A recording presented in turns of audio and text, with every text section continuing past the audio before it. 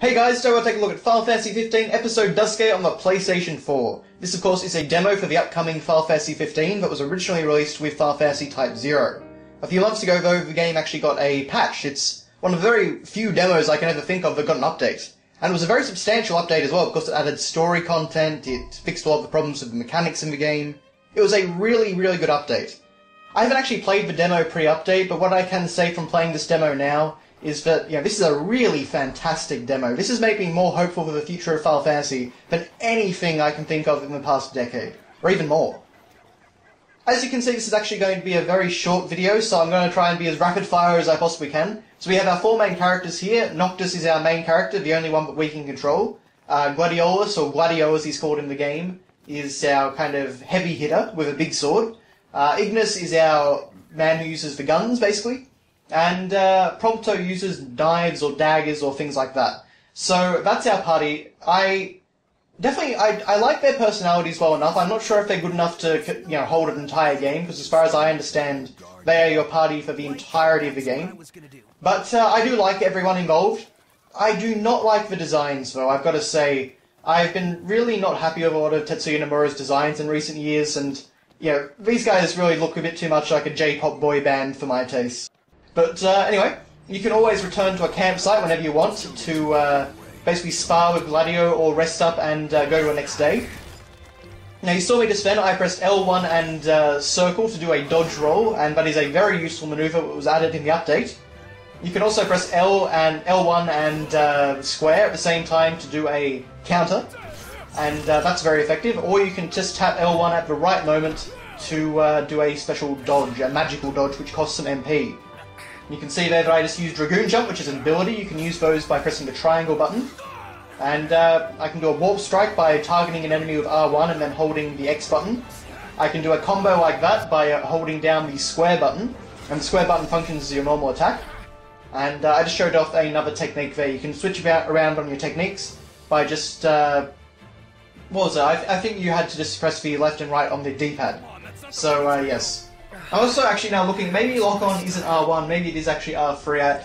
It has actually been a little while since I played the demo. This was recorded as a live Let's Play, and then unfortunately some issues with the audio recording on my end meant that I couldn't use it. So I've tried to edit this into just a compact way to get across what I want to get across in that Let's Play, but without all the fluff. So apologies if I do misremember anything. But yes, we're going to see... here we have the menu, and so you can see that Noctis actually has a ton of swords equipped. A lot of them very, classic Final Fantasy swords, like the Blood Sword, the Wyvern Lance, the Partisan, and the Zweilander. So that is really cool. And at the top here you can see some special abilities called the Armiger. And we'll get into the Armiger a bit more later, but for now let's just say that that is how you do your Warp Strike ability. So very cool stuff. So basically what you may have noticed with Noctis is that he kind of just pulls swords out of thin air. And that is his special technique, is that he's got like 6 swords all equipped at once, or 5 I think it may have been actually, and he can use any combination of them, and they activate depending on whether you jump or do different things like that there. You may have noticed there that Ignis actually used his stop bullet and stop to the inflicted stop on the enemy, so that's cool. You have no actual control over your party members, so you can't actually tell them to do stuff like that, which I think would definitely be a step in the right direction for the future development of the game.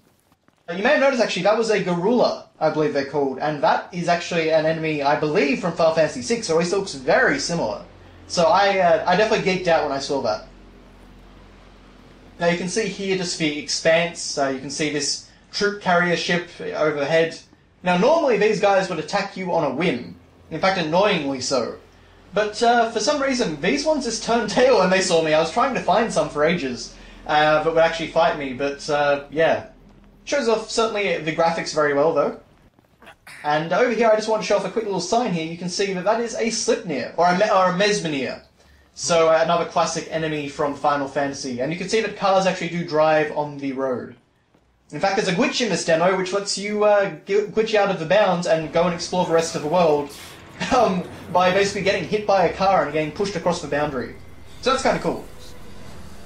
But here we have Magitech soldiers. And these guys will basically, if you stay on the roads or are out in the open, these guys will find you, they will hunt you down, and they will attack you in droves. So these guys aren't exactly humans or anything, they're like robots. But you can see here that I'm using the Armiger ability. You can use this once you get it by pressing the L1 and R1 buttons simultaneously. And basically this lets you use all of your swords all at the same time. It is an amazing thing to watch. It looks fantastic, and it's a lot of fun to use. You feel really powerful. If you do your Warp Strike in this mode, you will do an incredibly powerful combo attack. And yeah, it's really fantastic. The Armiger really fulfills the promise of that original Versus 13 CG trailer from like 2006. So yeah, that was definitely a very good, cool moment for me. Now here, there's a random chance that you'll be able to do a team attack. And basically you just got to hit the square button at the right moment, and then after a certain amount of time you can press triangle to do a finisher. I didn't actually get to show off a finisher because unfortunately the enemy died before I could, but you know, it's a cool system. My only problem is that it's completely randomized. You know, there are times when I'm fighting incredibly difficult enemies, I would love to have a team attack, but it never appears even if I'm fighting for, you know, 10-15 minutes. So it's totally random, and I feel like that's something that definitely needs to change. So I would definitely prefer a more mechanic-based concept there, rather than just a random system. So you can see we can bring up a map at any time, and you can see actually all my party's levels on the bottom right-hand corner. And there you can actually see my playtime. I got over 6 hours in this demo. I think it was probably over 7 in the end. And yeah, amazing landscapes, amazing art direction in this game. It looks really cool. But over there we can see Deadeye the Behemoth, and he notices you from miles away. And we actually get the boss battle music in this, so Deadeye you actually kill as part of the story, but then he appears again just as part of like the post-game content. But you can see the nice little combo there using the Avenger and Warp Strike. The Avenger is basically the Warp Strike sword. But yeah, Deadeye is a really tough beast. He looks fantastic. He is a classic behemoth, which is awesome. And yeah, he's got a lot of health. So one of the good things about this actually ending up being post-commentary, I think I mentioned that, you know, it was originally live, but unfortunately I lost the recording. But the best thing about this was that the fight with Deadeye went on for a while. So being able to do this means I can actually edit the fight and basically make it much more palatable to watch, because otherwise, you know, the fight went on for a very long time. This thing has so much health, it is just ridiculous. Kudos if you can beat him without the little trick that I use at the end of this battle. But for now, though, just we can see an awesome fight going on, and you see, you know, it all looks very dynamic. The behemoth animates beautifully. You know, this all looks really cool, and is fun to play for a time.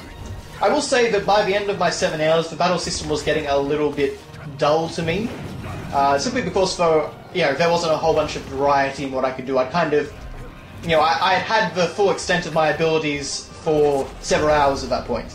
Now I'm hoping that once they actually implement a magic system and you know, implements, you know, upgrades and different swords and weapons and equipment and stuff like that, it'll get much more interesting and much more varied.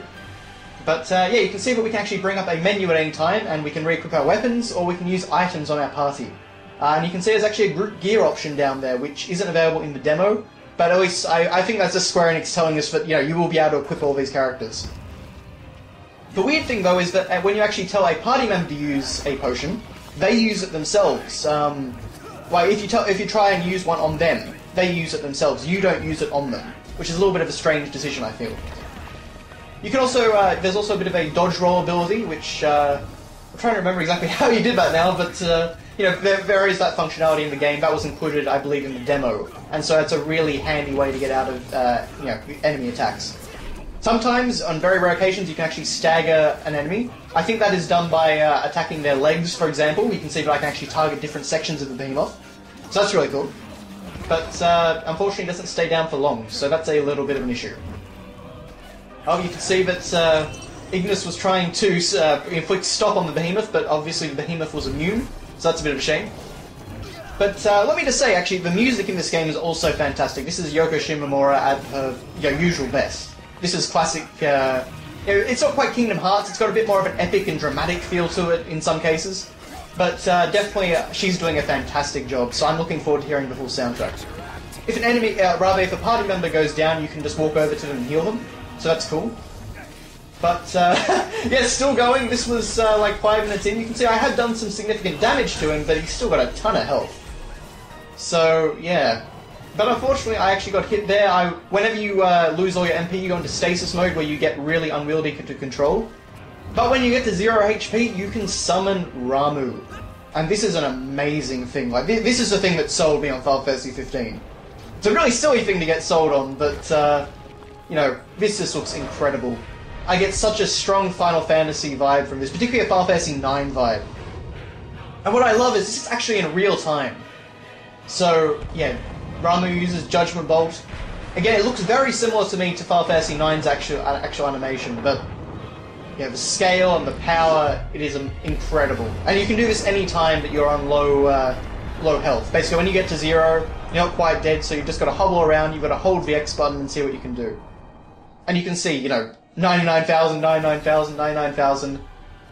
It's incredible. And even the Behemoth actually turns to this, like, charred, ashy form. That is the Behemoth just over there, you can see.